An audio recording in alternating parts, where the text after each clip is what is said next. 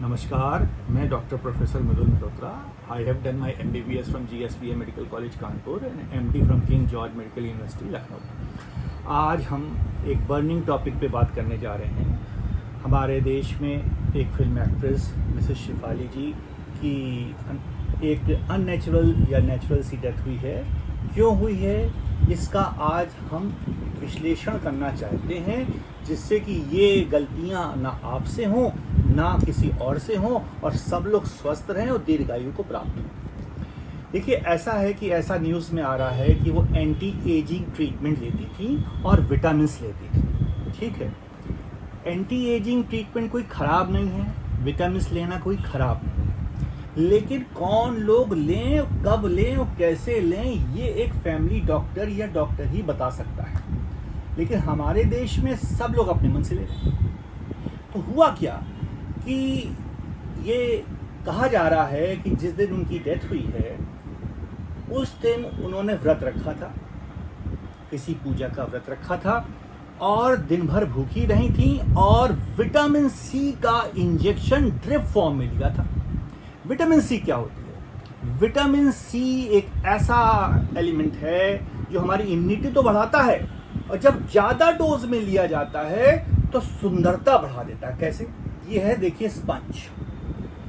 Vitamin C हमारे शरीर के अंदर कोलेजन इकट्ठा करता है, जो स्पंज जैसा होता है, स्पंज जैसा। तो अगर स्किन के नीचे इकट्ठा होगा तो स्पंज जैसा इकट्ठा हो जाएगा, कोलेजन इकट्ठा हो जाएगा। इसके ऊपर की जो स्किन है वो चमकने लगेगी, गद्देदार हो जाएगी और उसके ऊपर से रिंकल्स, झुर्रियाँ और इस तरह के जैसे स्पॉट्स हैं वो सब समाप्त हो जाएंगे, क्योंकि नीचे गद्दा है। इसमें वाटर होल्डिंग कैपेसिटी भी होती है, तो वाटर भी एब्जॉर्ब हो जाएगा और ऊपर की जो चीज़ है और चमकने लगेगी, तो स्किन बहुत सुंदर हो जाएगी विटामिन सी के एक्सेसिव डोज लेने से। ठीक है, ठीक। अब कौन ले और कौन ना ले?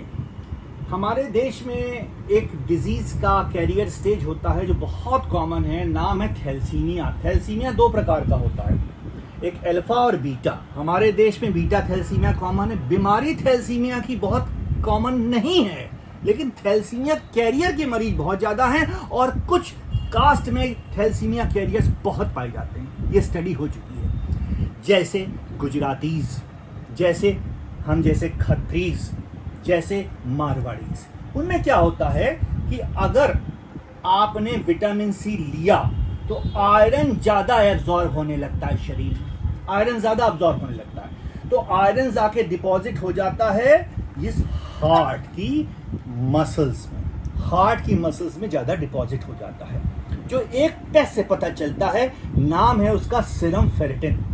यानी सीरम फेरिटिन बढ़ा हुआ है तो आयरन नहीं खा सकते, विटामिन सी की एक्सेसिव डोज नहीं ले सकते, नहीं तो खाने पीने का आयरन ज़्यादा एब्जॉर्ब हो जाएगा, लिवर में जम जाएगा, हार्ट की मसल्स में जाके जम जाएगा। और जब हार्ट की मसल्स में जमेगा, एक्सेसिव जमेगा, तो जब इसका इम्पल्स आएगा, करंट आता है हार्ट में, जिससे कि हार्ट धड़कता है। करंट नेचुरली आएगा, लेकिन उसके अंदर कूड़ा करकट जमा हो गया है आयरन के रूप में, क्योंकि आपने विटामिन सी ज़्यादा ले लिया है और आयरन आपके शरीर में मेटाबोलाइज होता नहीं कैरियर स्टेज ऑफ थैलेसीमिया में, तो ये जाके यहाँ जम जाएगा और जब इम्पल्स आएगी हार्ट को पंप करने की तो वो इम्पल्स काम नहीं करेगी और हार्ट सडनली रुक जाएगा। जैसे ही सडनली हार्ट रुकेगा, इसको कहते हैं सडन कार्डियक अरेस्ट और डेथ हो जाएगी। ठीक है, ये एक फिनोमिना हो सकता है। ठीक, तो इस तरह की काम हमको नहीं करना है कि अगर हमको हमारा सीरम फेरिटिन बढ़ा हुआ है और हम थैलेसीमिया के कैरियर हैं, क्योंकि बहुत कॉमन है थैलेसीमिया के कैरियर हमारे देश में, तो दो जांचें करा लें, एक सीरम फेरिटिन और एक हीमोग्लोबिन इलेक्ट्रोफोरेसिस या फीटल हीमोग्लोबिन। इससे पता चल जाएगा हमें कि हम कैरियर स्टेज तो नहीं है थैलेसीमिया के। तो अगर हैं तो आयरन ज़्यादा नहीं खा सकते, आयरन ज़्यादा नहीं लगवा सकते, विटामिन सी एक्सेसिव डोज में नहीं ले सकते, नहीं तो जाके वो जमा होगा और कार्डियक अरेस्ट होगा। तो कार्डियक अरेस्ट और हार्ट फेल में, हार्ट ब्लॉकेज में फ़र्क है। हार्ट फेलियर, हार्ट ब्लॉकेज अलग है। ये जब इन धमनियों में जाके कोलेस्ट्रॉल और ट्राइग्लिसराइड जम जाता है तो उसको कहते हैं मायोकार्डियल इंफार्क्शन, हार्ट अटैक। लेकिन कार्डियक अरेस्ट क्या होता है? यानी कि इसकी हार्ट की धड़कने की शक्ति एकदम से बंद हो जाना, इसको कार्डियक अरेस्ट कहते हैं। तो मोस्ट प्रॉब्ली उन्हें कार्डियक अरेस्ट हुआ। क्यों हुआ?